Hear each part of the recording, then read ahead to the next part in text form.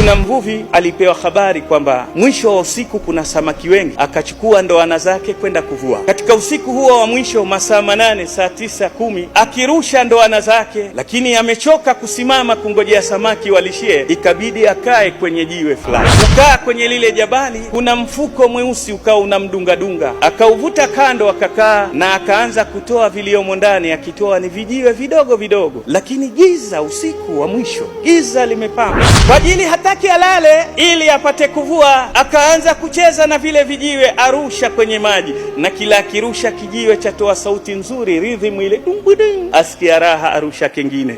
Akarusha vijiwe vile mpaka kulipopambazuka, mwangaza umetoka, akajikuta na kijiwe kimoja kimebaki, akikitizama ni almasi. Subhanallah.